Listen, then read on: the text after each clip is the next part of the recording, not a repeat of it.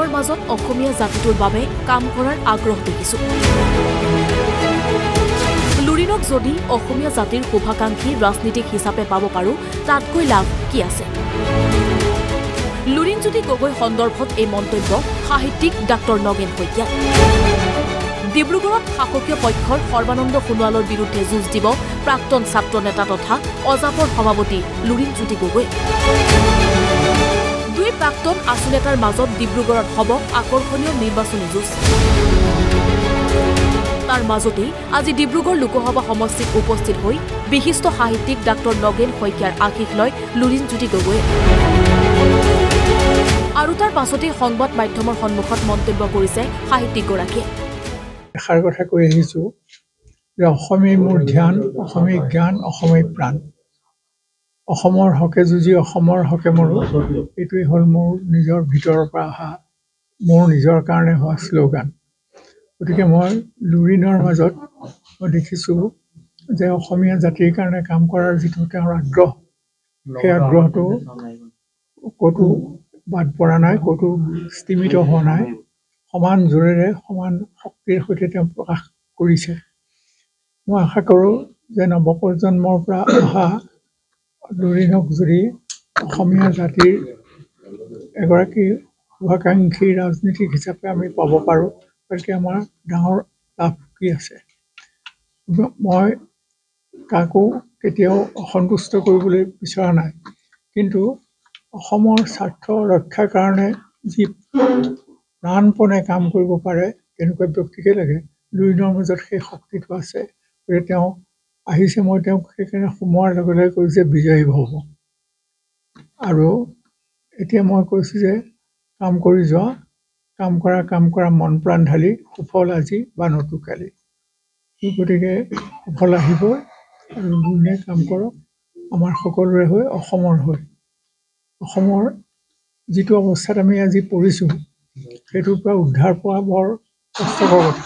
কিন্তু আমি যদি সেই কষ্ট নকৰোঁ তেনেহ'লে আমি আমাৰ ৰাজ্যখন কেনেকৈ ৰক্ষা কৰিম? ভাষা, সংস্কৃতি আৰু আমাৰ যি সম্পদ আছে, এই সম্পদখিনি যদি আমি ৰাখিব নোৱাৰোঁ, ভাষা সংস্কৃতি সমন্বিতে আমাৰ বিভিন্ন সম্পদ আছে। আমাৰ অৰ্থনৈতিক অৱস্থা ভাল কৰিবৰ কাৰণে যিমানবোৰ সম্পদ আছে এই আটাইবোৰ আমি এতিয়া বাহিৰৰ মানুহৰ হাতত এৰি দিছোঁ। এনেকৈ আমাৰ মাটি বাৰী যে থাকিবগৈ অসমীয়া মানুহৰ হাতত মোৰ সন্দেহ হয়। সেইকাৰণে আমি সকলোৱে যদি জোৰ কৰি লগ লাগি কাম কৰোঁ তেনেহ'লে বোধ কৰোঁ অসমৰ ভাগ্য নতুনকৈ সি মুকলি হ'ব আৰু উজ্জ্বল হৈ উঠিব। সেইকাৰণে মই কৈছোঁ যে বিজয়ী ভৱ, বিজয়ী ভৱ, বিজয়ী ভৱ। অকল ডিব্ৰুগড়ে নহয়, অসমৰ জাতীয় জীৱনৰ এগৰাকী অতি শক্তিশালী অভিভাৱক, অসমৰ সমাজ জীৱনৰ এগৰাকী বৰেণ্য ব্যক্তি, অতি শ্ৰদ্ধাৰ ডক্টৰ নগেন শইকীয়া ছাৰৰ ওচৰলৈ মই আজি আহিছোঁ।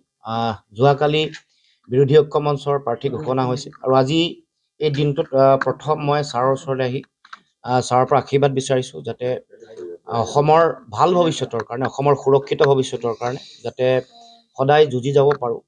কাৰণ এই নিৰ্বাচনী যুঁজখন কেৱল মাত্ৰ ভোটৰ যুঁজেই নহয়, মই যোৱাকালিও কৈছোঁ, অসমীয়া মানুহৰ স্বাভিমান প্ৰতিষ্ঠাৰ যুঁজ, অন্যায়ৰ বিৰুদ্ধে ন্যায় প্ৰতিষ্ঠাৰ যুঁজ। কাৰণ যি সময়ত জাতিটোলৈ সংকট নামি আহিছে বা নমাই আনিছে কিছু ব্যক্তিয়ে, যাৰ ফলত ইতিমধ্যে ছাৰে কৈছে যে আমাৰ ভাষাৰ সংকট আহিছে, আমাৰ কৃষ্টি সংস্কৃতিৰ সংকট আহিছে, আমাৰ মাটি ভেটি কোনোবাই কাঢ়ি লৈ যাব তেনেকুৱা এটা পৰিৱেশ সৃষ্টি হৈছে, আমাৰ জাতীয় অৰ্থনীতিৰ বৰ ভেটিৰ ওপৰতো আক্ৰমণ চলিছে, ৰাজনৈতিক ভৱিষ্যত অন্ধকাৰ দিশলৈ গতি কৰাৰ কাৰণে অহৰহ ষড়যন্ত্ৰ চলিছে। দেশৰ সংবিধান, দেশৰ গণতন্ত্ৰ, দেশৰ ন্যায়পালিকা এইবোৰৰ ওপৰতো দিনে আক্ৰমণ চলিছে। গতিকে সাম্প্ৰদায়িকতা, ঘৃণা, মানুহৰ মাজত বিভাজনৰ ৰাজনীতিক উফৰাই মানুহৰ মাজত সমন্বয়, ভাতৃত্ববোধ, গণতান্ত্ৰিক প্ৰমূল্যৰ এক ব্যৱস্থালৈ আমি গঢ়ি তুলিব লাগিব। তাৰ কাৰণে এইখন যুঁজ মই ভাবোঁ যে গণতন্ত্ৰ ৰক্ষাৰ যুঁজ। আৰু বিৰোধী শিবিৰত যিগৰাকী প্ৰাৰ্থী আছে তেওঁৰ বিপৰীতে মই অসমৰ জনগণৰ মৰ্মবেদনা, অসমৰ জনগণৰ স্বাভিমান প্ৰতিষ্ঠাৰ চিন্তাক মই নিজে প্ৰতিনিধিত্ব কৰা বুলি ভাবোঁ।